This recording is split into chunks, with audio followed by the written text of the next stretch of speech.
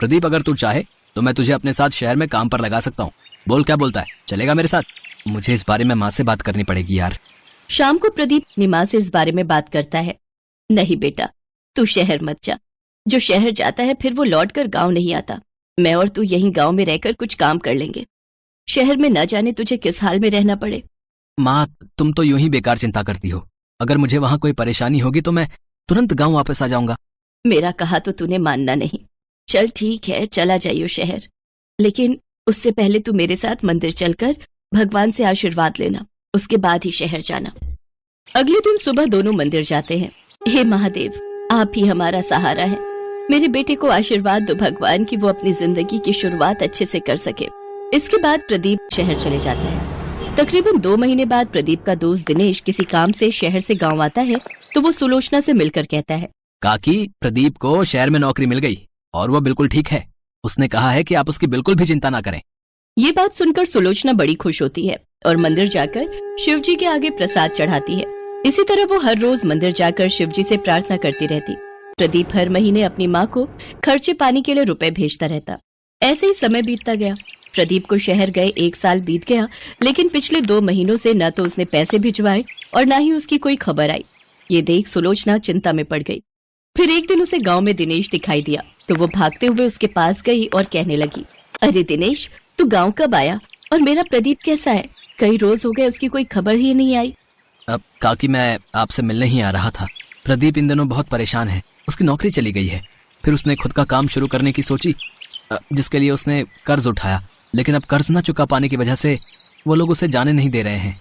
ये बात सुनकर सुलोचना के होश उड़ जाते हैं और वो दिनेश के साथ शहर चली जाती है। अरे माँ, तुम्हें यहाँ आने की क्या जरूरत थी? ये लोग तुम्हें भी पकड़ लेंगे। तू परेशान मत हो, मैंने कुछ पैसे बचा कर रखे हैं। इन लोगों को वो पैसे देकर कुछ दिन की मोहलत मांग लेंगे।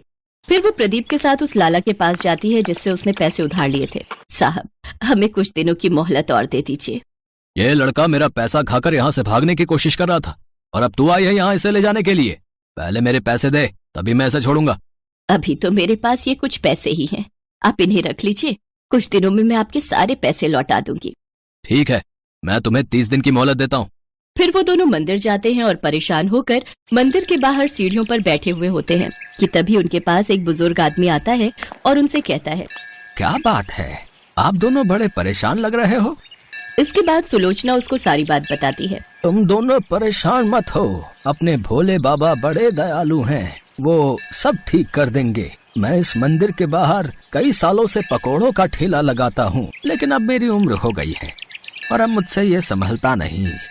अगर तुम दोनों चाहो तो मेरे ठेले पर काम कर सकते हो।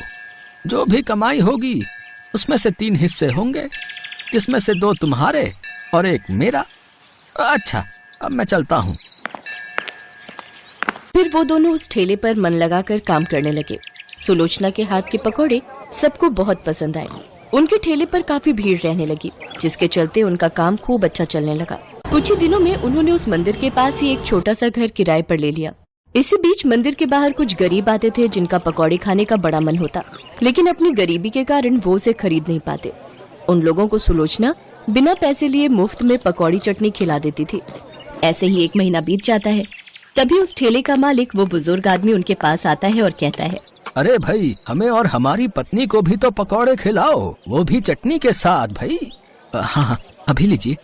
प्रदीप बुजुर्ग आदमी और महिला को पकौड़े और चटनी देता है, जिसे खाकर उस बुजुर्ग औरत ने कहा, अरे वाह, ये तो बहुत स्वादिष्ट है। तुम दोनों तो सचमुच बहुत ही लाजवाब पकौड़े और चटनी बनाते हो। बहुत बहुत शुक्रिया, आपके कारण ही आज हम शहर में रहकर इतनी अच्छी कमाई कर पा रहे हैं। शिव जी की कृपा से हमारा काम बहुत ही अच्छा चल रहा है। रुकिए, मैं अभी आपको आपका हिस्सा देती हूँ, जिसे मैंने अलग करके रख लिया है। लेकिन हमें तो हमारा हिस्सा पहले ही मिल चुका है। लेकिन वो कैसे? तुम दोनों जो गरीबों को मुफ्त में पकौड़े चटनी खिलाते हो, असल में वही हमारा हिसाब है। बाबा, आपको बिना बताए हमने ऐसा किया, इसके लिए हमें माफ कर दीजिए। तुम हमेशा ऐसे ही जरूरतमंद गरीबों की मदद करते रहना। मैं समझूंगा कि मुझे मेरा हिस्सा मिल गया। तभी वो बुजुर्ग आदमी और औरत शिव पार्वती के रूप में प्रकट हो गए। मैं अपने सच्चे भक्तों का साथ कभी नहीं छोड़ता। तुम दोनों की मेहनत और ईमानदारी से मैं बहुत प्रसन्न हूँ। मेरा आशीर्वाद सदा तुम लोगों के साथ रहेगा। भोले बाबा, माता, आप दोनों के दर्शन पाकर तो हमारा जीवन धन्य हो गया। तुम दोनों जब भी किसी को मुसीबत में देखो तो उसकी सहायता जरूर करना। इतना कहते ही शिव पार्वती अंतर्ध्यान हो गए।